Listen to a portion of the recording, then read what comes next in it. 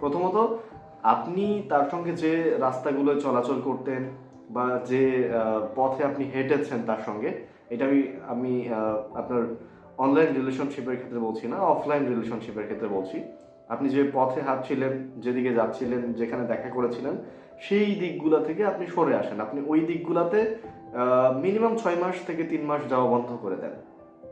2 নম্বর বিষয়, আপনি তার যত স্মৃতি আছে, যেমন ধরেন তার দেয়া গিফট, তার দেয়া মানে টি শার্ট হতে পারে, তার দেয়া হতে পারে মানে যদি মেয়ে হয় তখন আদারওয়াইজ অন্যান্য অনেক কিছু, যেমন ঘড়িও থাকতে পারে, তো ইত্যাদি ইত্যাদি যা আছে, এগুলো আপনি সব নষ্ট করে ফেলেন।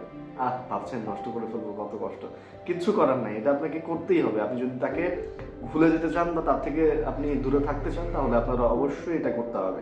তো আপনার এগুলোকে এমনভাবে নষ্ট করতে হবে, এগুলো যাতে আবার রিস্টোর করার কোনো সুযোগ না থাকে। যদি আপনি এরকম করেন যে না, নষ্ট করলাম পরে আবার ঠিক করে নিয়ে আসবো, এরকম করার সুযোগ নাই। এটা হয় আপনাকে কোথাও ছুঁড়ে ফেলে দিতে হবে বা আপনাকে একবারেই পুড়িয়ে ফেলতে হবে, দেন হচ্ছে এটা একবারেই নষ্ট হয়ে যাবে। 3 নম্বর পয়েন্ট, আপনাকে যেটা করতে হবে, তার সঙ্গে আপনার সকল যোগাযোগের যে পথ সেটা বন্ধ করতে হবে। যেমন অনলাইনে আপনার সঙ্গে যোগাযোগ করতে পারে, এটা যাতে না করতে পারে সেজন্য তাকে সব সাইট থেকে ব্লক করে দিতে পারেন। আরেকটা কাজ করতে পারেন, আপনি চাইলে আপনার সিমটা চেঞ্জ করে নিতে পারেন।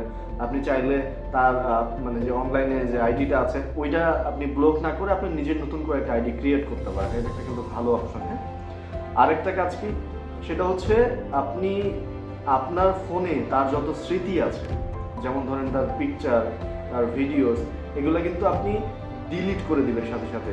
পারলে আপনি আপনার মেমোরিটাকে ফরম্যাট করে দেন। আপনার অনেক কিছুই থাকতে পারে, মানুষের জীবনে অনেক ভিডিও থাকে, অনেক ছবি থাকে, বাট সব কিছুই যে আপনার রাখতে হবে এমন কিছু না। অনেক